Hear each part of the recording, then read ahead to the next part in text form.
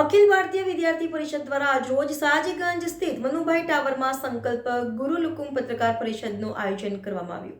આજરોજ અખિલ ભારતીય વિદ્યાર્થી પરિષદ વડોદરા મહાનગર દ્વારા ગુજરાત સરકારના આદિજાતિ વિકાસ મંત્રાલય દ્વારા જનજાતિ વિદ્યાર્થીઓ માટે પોસ્ટ મેટ્રિક શિષ્યવૃત્તિ ચાલુ વર્ષે બંધ કરવાનો નિર્ણય વિરુદ્ધ તથા ગ્રાન્ડેલ લો કોલેજમાં પ્રવેશ પ્રક્રિયા પુનઃ ચાલુ કરવાની માંગ સાથે એબીવીપી ઠેર ઠેર ઉગ્ર વિરોધ પ્રદર્શન કરવામાં આવ્યા અને આગામી યોજના માટે આજરોજ પ્રેસ કોન્ફરન્સનું આયોજન કરવામાં આવેલ, જેમાં ખાસ આવનારા દિવસોમાં આંદોલન કરવામાં આવશે। જેમાં આજે હેત્વીબેન વ્યાસ પ્રદેશ સહમંત્રી, જ્યારે વધુ માહિતી એસટી વિદ્યાર્થીઓની સ્કોલરશિપ તથા ગ્રાન્ડેડ લો કોલેજના આંદોલનની અભાવિપે કરી ઘોષણા પ્રશ્નોનું નિરાકરણ નહીં આવે તો ગાંધીનગર સુધી આંદોલન કરવા ફરજ પડશે।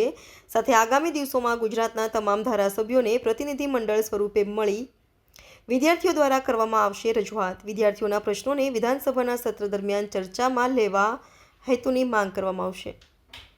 Reporter Rahul Rajput, YNN news, Vadodara.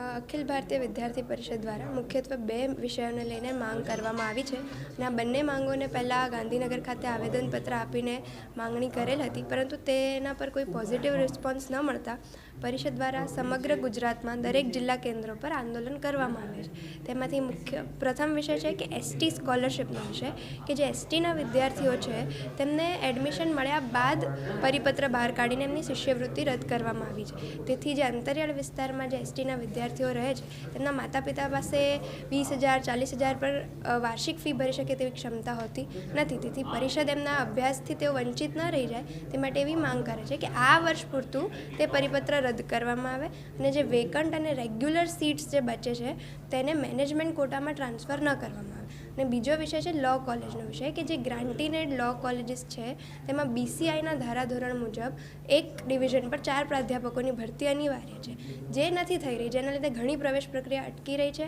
આ ઉપરાંત જે ગ્રાન્ટ્સની જોગવાઈ છે એ વધારવામાં આવે અને પ્રવેશ પ્રક્રિયા ત્વરિત ધોરણે ચાલુ કરવામાં આવે।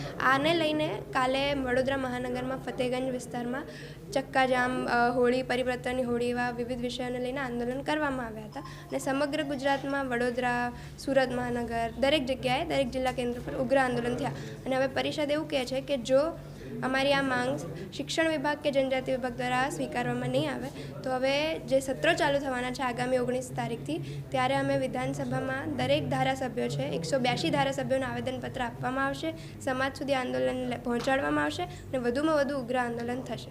નમસ્તે, હેત્વી વ્યાસ, ગુજરાત પ્રાંત સહમંત્રી, અખિલ ભારતીય વિદ્યાર્થી પરિષદ।